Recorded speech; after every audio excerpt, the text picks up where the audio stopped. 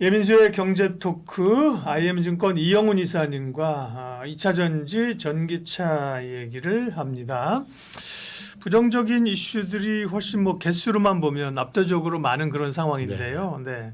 뭐 투자라고 하는 건 사실은 막 어떻게 보면 근데 좋을 때 쫓아갔을 때 내는 수익보다 이게 어려울 때 용기를 내는 게 사실 또 수익이 많이 내기도 하잖아요. 네, 그런 점에서 전기차 2차 전지 시장을 좀 보면서 좀 가능성이랄까요? 또 논란 가운데 좀 전략을 세워본다면요. 일단 하반기는 앞서도 실적은 기대할 게 없다. 네네, 그렇게 얘기가 되어 있는 상태라고 그러면 2차 전지 어떻게 될 거냐. 실적은 기대할 게 없으면 주가는 더 빠질까. 그게 이제 딜레마인데 반면에 지금 2차 전지가 올해 들어와 가지고 올 4월 넘어서면서부터 그 굿뉴스는 많이 나와요. 근데 이 굿뉴스라는 게 지금 당장에 숫자하고는 상관이 없는 조금 뒤에 그러니까 내년 내후년에 숫자에 이제 애드가 될 가능성이 있는 것들에 대한 얘기들이 많이 나오는데 그 내용들을 보게 되면 그럼 지금은 어려운데 앞으로 우리가 가져갈 수 있는 포텐셜이 어느 정도 될 것이냐 그걸 가지고 어쩌면은 하반기에 반등이 나와도 그 대형주 같은 경우는 그쪽에서 반등이 나올 수 있지 않을까. 소위 이제 내러티브를 가지고 네. 오를 수 있다는 거죠. 예? 그렇습니다. 예. 일단은 지금 EU 통상수장이 이제 인터뷰한 것 중에서 네. 보시면은 중국 전기차 고율 확정 관세 전환 유력 이렇게 이제 기사가 났잖아요. 그 저가 전기차에 대해서는 유럽연합에서 관세를 고율 관세를 붙여가지고 중국이 자동차 전기차 수출을 하는 거를 많이 좀 제어를 하려고 그러고 또 배터리도 현지에서 생산을 하게끔 하려고 유도를 지금 하고 있거든요. 그렇게 된다고 했을 때는 이제 염두에 두셔야 되는 게 배터리 공장을 세우면은 바로 배터리가 나오냐는 거죠.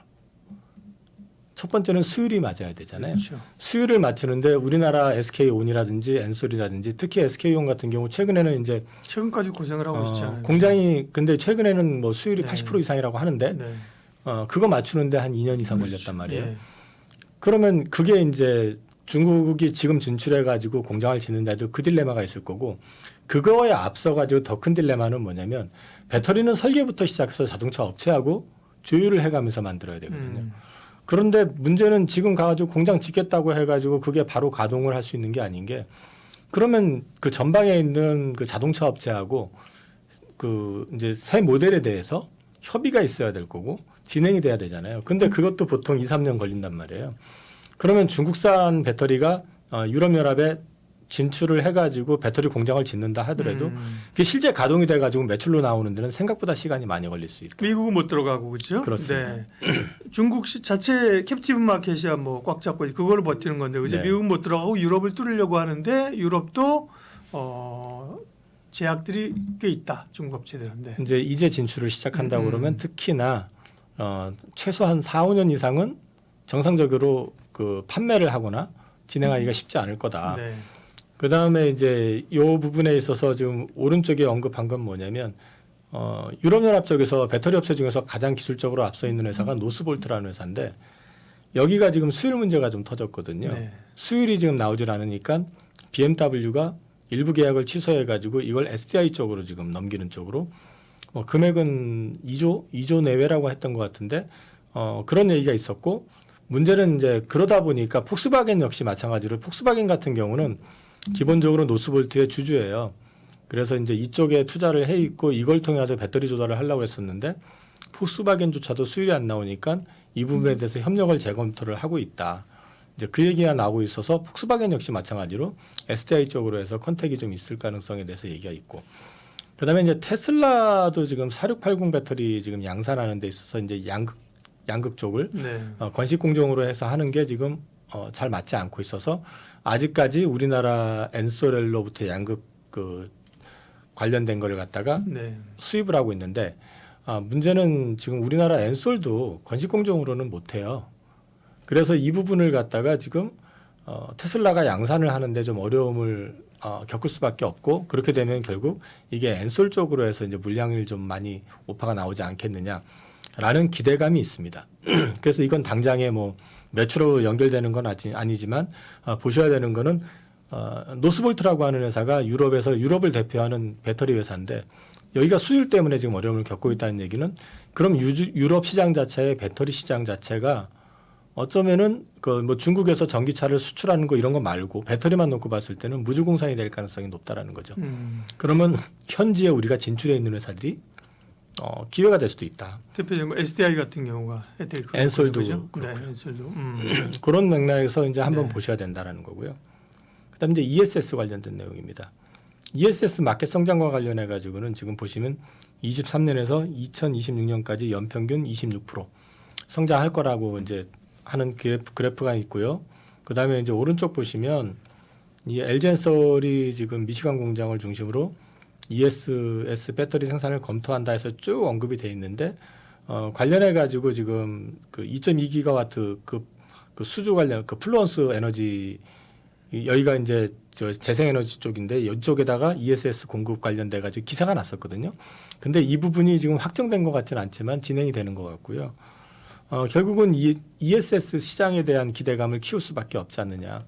관련해서 이제 SDI도 지금 북미 쪽에서 ESS 배터리를 갖다가 최근에 1조 원어치 수주를 한 게 있고 이것도 거의 협의 아직 완전 완성된 건 아닌 것 같고요. 최종 조율 단계라고 하는 것 같고. 근데 이거는 이제 ESS 배터리 중에서 NCM 계열 쪽으로 일단 수주가 됐고요. LFP 쪽으로도 여기도 이제 그 ESS용 배터리는 양산할 계획이라고 하기 때문에 향후 이제 북미 쪽에서 ESS 배터리와 관련되어 있는 그 기대감을 좀 키울 수가 있다. 그리고 지금 그 LG엔솔이 이거는 계약이 된 거고요. 하나 쪽으로 해가지고 1조 4천억짜리 계약을 한 거 있습니다. 하나 큐셀이라고 하는 회사에. 네. 그리고 엔솔이 그 르노로부터 LFP 배터리를 한 4조 원, 5조 원 정도 되는 규모로 수주했다라는 얘기가 나왔었죠. 근데 이제 이거는 원래는 그 중국 업체 쪽으로 들어가려고 했었던 건데 이 중국 업체가 그 NCM 쪽으로 집중을 NCM 니켈, 망간, 코발트. 네. 근데 NCM 쪽으로 이거 지금 네. 잘못돼 있네. NMC로 돼 있어가지고 제가 순간 NCM 쪽으로 집중하겠다고 해가지고 거절 의사를 표명하면서 한국 배터리한테 이제 기회가 주어진 게 된 건데 이 방식이 셀투백 방식으로 하는 건데 사실 지금 LFP 배터리 쪽에선 셀투백 방식이 가장 앞선 기술이라고 하는데 엔솔이 지금 이걸 계약을 했다 그러면은 이거는 충분히 앞으로 LFP 배터리 시장에서 우리가 소외가 된다 내지는 뭐 배제가 될 거다라는 우려를 지울 수 있는 내용이다. 그런 맥락으로 이거 역시도 내러티브가 될 수밖에 없는 거는 이게 그렇다고 해서 바로 당장 매출로 인식되는 건 아닙니다. 그래서 ESS 쪽으로 해가지고 기대할 수 있는 거 하나, 그 다음에 앞서 말씀드린 것처럼 유럽 시장이 무주공산이지 않느냐. 노스볼트가 지금 수율 때문에 어려움을 겪고 있고 중국 배터리는 아직 짓지도 않았고 그렇다고 그러면 우리한테 오히려 기회가 열릴 수도 있다라는 거 하나. 그 다음에 LFP 배터리를 우리가 대형으로 이제 수주가 시작이 되는 걸 봤을 때는 이 LFP 배터리 시장에서도 결국 그걸 필요로 한다 그러면 저가 자동차에 나간다 그러면 우리나라 업체들도 양산을 통해서 그쪽에 대응이 가능하다라는 이제 이런 내러티브가 형성이 되면서 이게 사실은 바닥을 그 상반기 말에 잡아줬었던 이벤트들이었거든요. 그리고 최근에 좀 반등하다가 뭐 최근에 다시 또 되밀리고 하고 있는데 아직까지 그 전저점을 깨지 않았기 때문에 이런 부분들에 대한 기대감이 계속 자리를 좀 하고 있는 것 같고요. 근데 이제 이와 관련해 가지고 최근에 또 부각이 되고 있는 부정적인 노이즈는 결국은 그 트럼프 후보가 당선 시에 전기차 의무 도입을 폐지하겠다. 근데 이거는 팩트 체크를 해보면 전기차 의무 도입이라는 게 없어요. 그렇기 때문에 그 얘기는 아니고 트럼프가 만약에 그 당선이 됐을 경우에는 분명히 할 거는 연비 규제를 완화. 그렇죠. 예. 그럼 연비 규제를 완화하는 거에 대응하기 위해서 일부 업체들은 오히려 전기차 라인을 좀 바꾸려고 하잖아요. 뭐 포드라든지 이런 쪽에서는. 그러니까 이제 이런 부분들이 그 캐즘 구간 내지는 전기차 쪽의 어떤 성장을 약간 제약을 하거나 완충을 시켜주는, 그러니까 성장률 자체를 좀 늦춰버릴 수 있는 그럴 가능성을 가지고 있다라는 게 있고 보조금 축소 가능성도 있기는 한데 이거는 이제 아셔야 되는 게 트럼프가 당선이 됐다고 해가지고 무조건 IRA 법을 폐지한다든지 할 수는 없어요. 이거를 갖다 개정을 하려면은 또는 폐지를 하려고 그러면 말 그대로 레드웨이브가 형성이 돼야 됩니다. 대통령, 상원, 하원을 다 공화당이 가져가야 됩니다. 근데 최근에 그 공화당 의원들이 그 IRA 보조금 축소 이거에 대해서 반대를 했어요. 근데 그거는 이 전기차 쪽이 아니고 2차전지 쪽이 아니라 그 그린 에너지 쪽, 재생 에너지 쪽인데 이 부분에 대한 것들이 이제 그걸 유추해 보면 그 이유가 결국은 뭐냐면 그 지역구가 되게 공화당 그렇죠. 지역구거나 예. 스윙 스테이트가 많은데 거기에 이해관계가 얽혀 있는 의원들 같은 경우는 그 당 색을 떠나 가지고 반대할 수밖에 없다라는 거죠.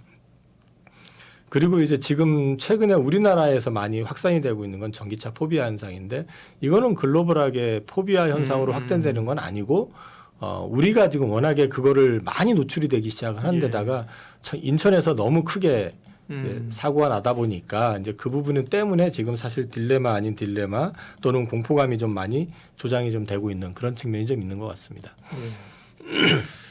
그러면 어쨌든 간에 최근에 이제 악재들은 있지만 사실은 뭐 전기차 화재로 인해서 우리가 놀란 거 말고는 그다음 사실 뭐 그러면 어떻게 사실 크게 바뀐 건 없다.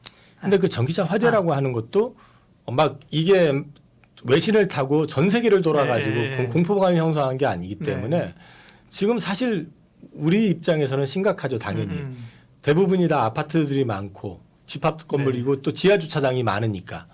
근데 이제 문제는 미국이나 유럽이나 이런 쪽에서는 이 부분에 대해서는 크게 관심이 없는 거죠. 그러니까 전기차 시장을 갖다 그게 정체시킬 거다. 이거는 조금 과잉된 부분이라는 거죠. 그렇게 생각들을 많이 하고 있거든요. 우리는 뭐 당연히 한국에서 하니까 그죠. 우리 중심으로 해석을 하니까. 그러면 2차전지 업체들은 기존에 이제 바닥을 잡고 반등하려는 시도가 앞으로도 하반기에 나타날 수 있다. 가능성이 있다고 저는 보고 있고요. 근데 이제 그 조금 구분을 해서 보면 대형주 같은 경우는 앞서 말씀드렸던 내용처럼 내러티브에 의해서 그 앞에서 긍정적인 내러티브가 강화가 되는 그림이 나온다면 예를 들어서 ESS 관련된 수주가 더 나온다든지 또는 이제 LFP 배터리 쪽으로 해서 엔솔이 수주를 했으니까 추가적인 수주가 나온다든지 이러면서 이제 LFP 배터리에 대한 내러티브 또는 유럽 쪽에서 지금 앞서도 말씀드렸지만은 그 노스볼트의 주주인 그 폭스바겐조차도 지금 검토를 하고 있는데 그게 결국 한국으로 넘어와가지고 한국 업체하고 계약이 된다든지 이런 것들이 자꾸 이제 나오기 시작하면은 전반적으로 좀 그림이 좀 그려질 수 있다라는 게 하나 있고요. 그 초대형주급이라고 하기는 그렇지만 시가총액이 요즘 다 올라가지고 애매한데 이제 볼륨으로 봤을 때 상대적으로 좀 덜한 쪽 그게 이제 전해 동박 실리콘 음극재 이런 쪽인데 이쪽 관련해 가지고는 일단은 전해액 같은 경우는 이게 물성 자체의 변질이 빨리 되기 때문에 가까운 생산 가까운 쪽에서 그쵸. 써야 된다. 그러니까 공장 옆에 항상 이제 공장이 세워져야 되고.